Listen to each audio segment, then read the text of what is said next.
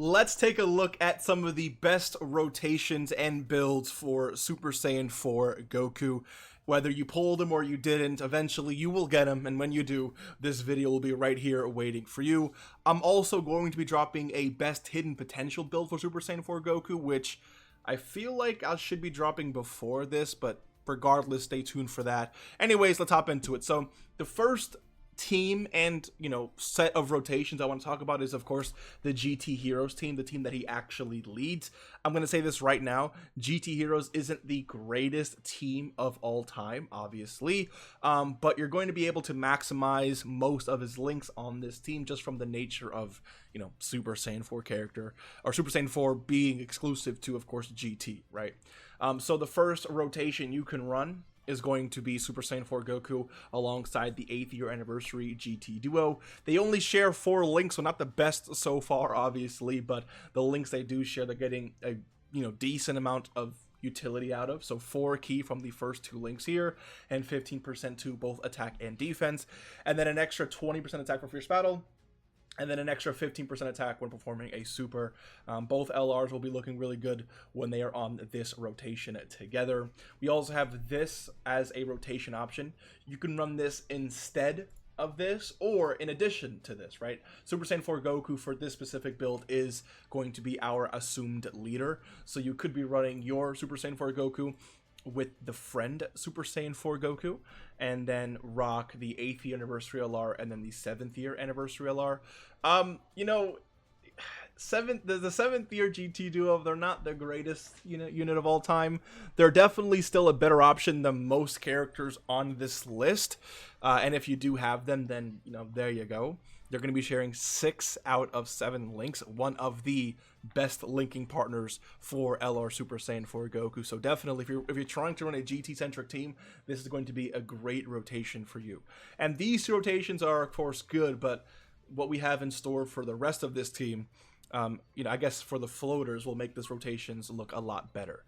We also have this as a possible rotation. Both Super Saiyan 4 Goku and Super Saiyan 4 Vegeta sharing 6 out of 7 links. Yet another great rotation for Super Saiyan 4 Goku, and of course he does fit under the lead of Super Saiyan. Again, all of these are essentially GT characters, right? So GT Heroes should be good, and these units here are, of course, pure Saiyans and pure Saiyans. So you're going to be good seeing these characters under the full 200% lead. And then another option is AGO Super Saiyan 4 Vegeta, yet another 6 link character partner, another one of Goku's best linking partners. So if you're really trying to maximize Goku's links, these 3 rotations will definitely do it for you. And then let's just talk about some floating options to make this team just more cohesive. One is LRB Pan. She doesn't necessarily support, but healing a certain amount of damage that she deals is definitely good for the team. Healing is always good for the team. 55% damage reduction is good. It's not insane because she's not raising her own defense, so it is what it is, but definitely better than nothing, right? And then another thing is that she's not on pure Saiyan, so she's not going to fit under the 200% full 200% lead for Super Saiyan 4 Goku. We also have these 2 units here. Again, these characters are not pure Saiyan, so they're not fitting under the full 200%, but they are really good support. So this Gohan and Goten are a GT Heroes 3-key 40% buff. So you're going to be able to buff all of these rotations by 3-key and 40% to attack and defense, making this rotation look really good and this rotation look a lot better, especially with the 7th year LR there. And then we also have this character here who is supporting Goku's family and Vegeta's family. So you're gonna, these duo characters aren't on Goku's family and Vegeta's family, unfortunately, so they won't be receiving that buff, but Super Saiyan 4 Goku on both these rotations will, as well as if you run these 2 rotations, both Goku and of course Vegeta will be receiving that buff there. And then we also have these 2 characters, which are just essentially providing rainbow key spheres, which can really help these prior rotations get their 18 keys off. And you know, when it comes to these 7th year LRs, right, the more key they have, like for Goku, when he gets maxed out, he gets guaranteed crits, right? When this unit gets maxed out, they get extra additionals, which helps them build up their defense. So key is going to be really important for these 2 rotations specifically. So having these characters floating off and changing orbs and rainbow is just going to help that, or just help push that agenda, or help push those characters just to look a lot better when they're super attacking. And then of course down the road, the more defense and offense that you stack. So that's just, you know, essentially the GT team right there. Nothing again too crazy, but this other team, you have a lot more options here, and this is just one option I wanted to pull up, but again, there's many ways you can build this team. And the other one is the bond of parent and child, you know, one of the better teams in the game, since there's just so many characters on this list. So one rotation I pulled up, of course you'd have this unit as your lead, right?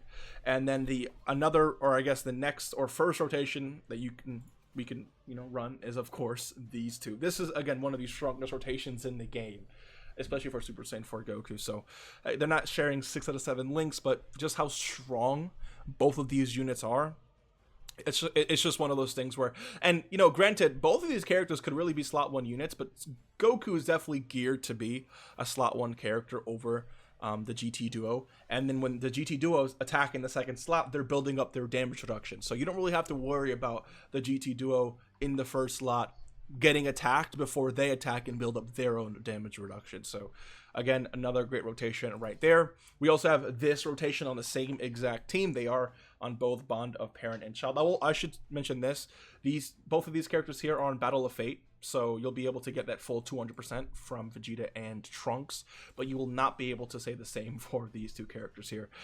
This Goku and Vegeta are actually on Battle of Fate, as you can see here, so they will get the full 200%, but this future Trunks, or future Gohan, sorry, does not have Battle of Fate. But again, he's such a strong unit anyways, he should definitely be okay, and he is a great slot 1 character, allowing the Buu duo to be in the 2nd slot and to attack as many times as they need to before they get hit. So it's going to make them look better defensively just by, you know, them not being susceptible, or I guess them not being exposed in that 1st slot, which is what a lot of people have problems with, because they're not really the greatest defensive character in the 1st turn or 2 of the fight.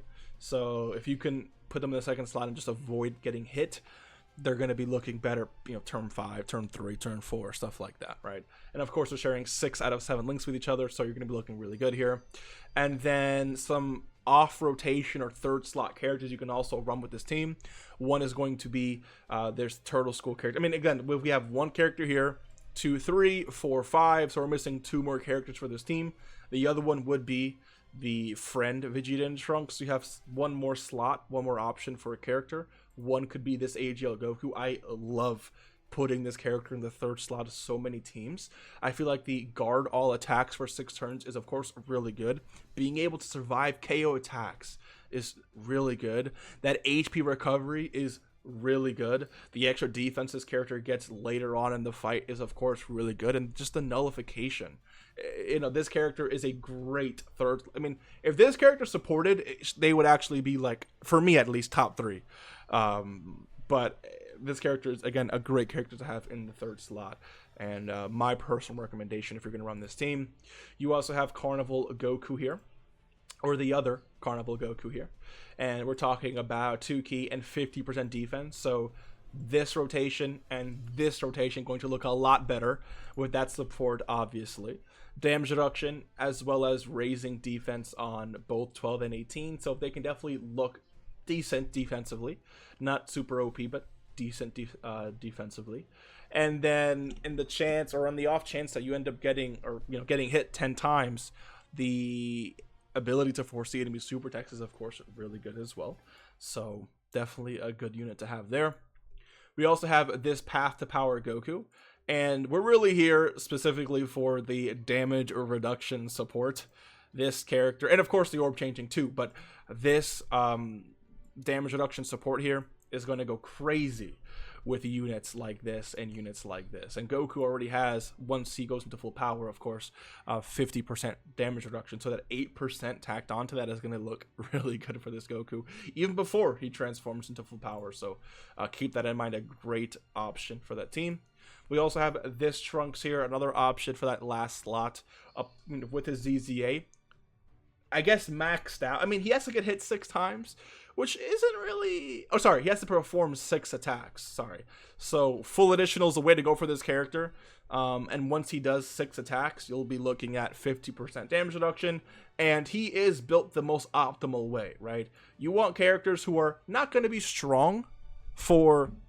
I mean, for me personally, I'd rather have character... If I'm in an event where the enemy is really hitting really hard, I'd rather have a character who's going to be stronger the less HP I have, right?